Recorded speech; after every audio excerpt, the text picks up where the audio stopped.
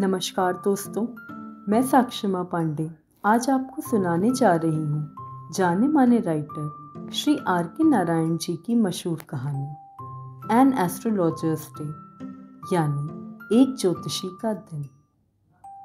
ये किस्सा मालगुडी नाम के छोटे और शांत से कस्बे में रहने वाले एक साधारण से ज्योतिषी का है, जिसकी सुबह तो बिल्कुल आम तरीके से शुरू होती है, लेकिन जैसे जैसे दिन ढलता है उसकी जिंदगी में ऐसा मोड़ आता है जिसकी उसने कभी कल्पना भी नहीं की थी। जब वो अपना काम समेटने ही वाला होता है तभी उसकी मुलाकात एक रहस्यमयी और खतरनाक इंसान गुरु नायक से होती है, और यहीं से आता है असली ट्विस्ट, क्योंकि गुरु नायक उसी ज्योतिषी के अतीत से जुड़ा होता है।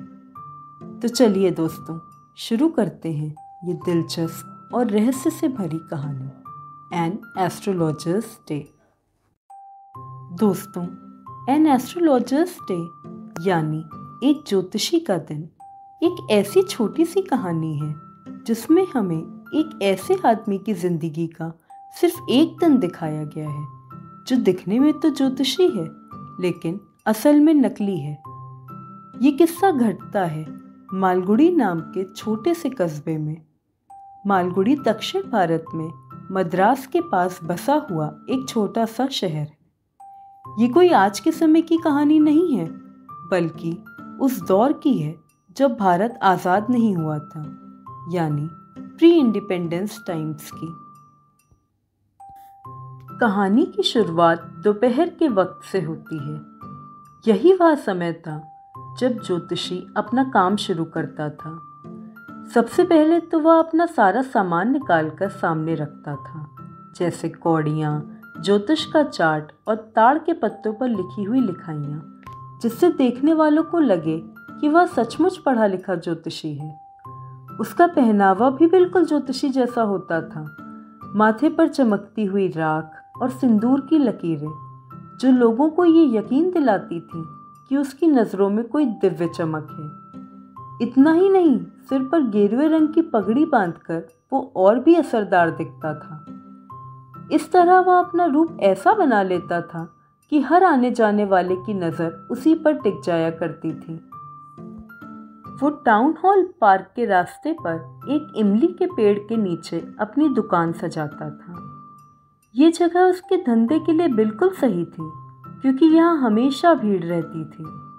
चारों तरफ तरह तरह के लोग और दुकानें लगी रहती थीं। कहीं दवाई बेचने वाले, तो कहीं कबाड़ या लोहे का सामान बेचने वाले, कहीं जादूगर, तो कहीं कपड़ों की दुकान। ज्योतिषी के बिल्कुल पास ही एक भुने हुए चने बेचने वाला भी बैठता था। उसके गैस लैंप की रोशनी की वजह से ज्योतिषी का काम सूरज ढलने के बाद भी आसानी से चलता रहता था। वो ज्योतिषी बड़ा चालाक इंसान था, जिसे ज्योतिष की कोई जानकारी नहीं थी। जब लोग उसके पास आते तो वो बस अंदाज़ा लगाकर बातें करता और सामने वाले को ऐसा यकीन दिलाता कि उसने जो कुछ उन्हें बताया है वो सब सच है। उसकी रोजी रोटी बड़ी मुश्किल से चलती थी। असल में वह अपने गांव से भाग कर आया था, क्योंकि उसे अपने बाप दादाओं का पेशा यानी खेती बाड़ी बिल्कुल नहीं करनी थी। इसीलिए उसने ये ठान लिया था कि अब वह कभी भी अपने गांव वापस नहीं जाएगा। ये ज्योतिषी असल में लोगों के दिमाग को पढ़ने में उस्ताद था। उसे मनोविज्ञान की इतनी समझ थी कि सामने वाला क्या सोच रहा है, क्या तकलीफ है, वो तुरंत भांप लेता था। इसी वजह से उसके पास आने वाले ग्राहक अक्सर संतुष्ट होकर ही लौटते थे। हर रोज की तरह उस दिन भी जब उसके पड़ोसी भुने चने बेचने वाले ने अपनी गैस लाइट बुझाई तो ज्योतिषी ने भी दुकान समेटनी शुरू कर दी। लेकिन उस दिन किस्मत ने उसके लिए कुछ और ही सोच रखा था। जैसे ही वह सामान बांध रहा था, उसने देखा कि एक आदमी उसके सामने खड़ा है। ज्योतिषी ने समझा कि शायद ये भी कोई नया ग्राहक है। उसने उसे बुलाया, मगर वो आदमी सीधे सीधे एक चुनौती लेकर आया, ज्योतिषी और उसकी विद्या दोनों को परखने की चुनौती। उस अनजान आदमी और ज्योतिषी के बीच एक तरह का सौदा हुआ। उस आदमी ने ज्योतिषी को एक आना देते हुए कहा, अगर तू मेरे सवालों का सही जवाब देगा तो मैं तुझे 8 आना दूंगा, लेकिन अगर तू हार गया तो तुझे मुझे 16 आने देने पड़ेंगे, और अगर जवाब आधे अधूरे हुए तो जो आना मैंने तुझे दिया है वो भी ब्याज समेत वापस करना पड़ेगा। ज्योतिषी पहले तो आसमान की ओर देखकर भगवान से मन ही मन दुआ करने लगा, लेकिन जैसे जैसे बात आगे बढ़ी उसका दिल घबराने लगा। अचानक उसने आदमी से कहा कि वो ये चुनौती नहीं ले सकता और उसे जाने दिया जाए, लेकिन वो शख्स पीछे हटने को तैयार नहीं हुआ। उसने ज्योतिषी की कलाई इतनी मजबूती से पकड़ ली कि ज्योतिषी के हाथ पांव कांपने लगे। अब उसे समझ आ गया था कि वो फंस चुका है और भागने का कोई रास्ता नहीं है। धीरे धीरे ज्योतिषी को पता चला कि ये आदमी कोई आम इंसान नहीं बल्कि पेशेवर अपराधी था। ज्योतिषी को मजबूरी में चुनौती स्वीकार करनी पड़ी। फिर वो कुछ बेमतलब सी बातें करने लगा। उसने किसी औरत का जिक्र भी छेड़ा, मगर सामने खड़ा आदमी भड़क गया और बीच में ही उसे रोकते हुए बोला, मुझे किसी और बात से कोई मतलब नहीं है, सिर्फ एक सवाल है, क्या मुझे वो मिलेगा जिसकी तलाश में मैं हूँ? फिर उसने वादा किया कि अगर ज्योतिषी ने उसे संतुष्ट कर दिया तो वह उसे 1 रुपया देगा। ज्योतिषी ने घबरा कर भगवान का नाम लिया, कुछ मंत्र सा बुदबुदाया और फिर धीरे धीरे बोलना शुरू किया। उसने कहा, तेरी जिंदगी में एक ऐसा वक्त आया था जब तू मरने के कागार पर था। तेरे सीने पर एक चाकू चला था और सबने समझ लिया था कि तू मर गया है। ये सुनते ही आदमी की आंखें चमक उठी। वो बेहद उत्साहित हो गया क्योंकि ये बात 100% सच थी। असल में सालों पहले उस पर सचमुच हमला हुआ था। चाकू उसके सीने को चीर गया था और फिर उसे पास ही के कुएं में फेंक दिया गया था ताकि वो वहीं मर जाए, लेकिन उसकी किस्मत ने साथ दिया और एक राहगीर ने उसे देख लिया और किसी तरह उसे बचा लिया। तब से उस आदमी के दिल में सिर्फ एक ही आग जल रही थी, बदला लेने की। वो अपने दुश्मन को ढूंढ रहा था, उस इंसान को ढूंढ रहा था जिसने उसे मौत के मुंह में ढकेलने की कोशिश की थी, और अब उसी की तलाश का जवाब सुनने वो ज्योतिषी के सामने खड़ा था। उसे बस ये जानना था कि क्या वो अपने कातिल को ढूंढ पाएगा। उसकी बात सुनकर ज्योतिषी ने बिना देर किए झट से जवाब दिया, जिस आदमी की तू तलाश कर रहा है वो तो 4 महीने पहले ही मर चुका है, वो भी किसी दूर शहर में। ये सुनते ही उस आदमी का चेहरा उतर गया। उसकी सारी उम्मीद जैसे टूटकर बिखर गई। तभी ज्योतिषी ने उसे सीधे नाम से पुकारा, गुरु नायक। ज्योतिषी ने सही पहचान लिया था कि सामने खड़ा ये आदमी गुरु नायक है।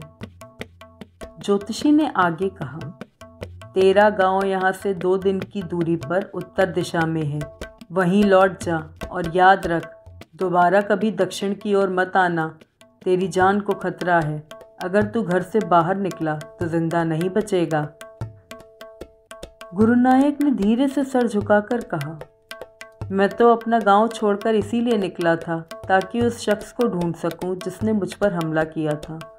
मैं बस ये जानना चाहता हूं कि उसकी मौत कैसे हुई, क्या वो एक दर्दनाक मौत मरा था?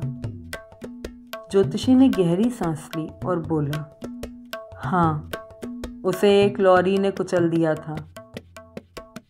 ज्योतिषी की बात सुनकर गुरु नायक ने चैन की सांस ली और अपनी जेब से सिक्कों की एक मुट्ठी निकाली और ज्योतिषी के हाथ में रख दी।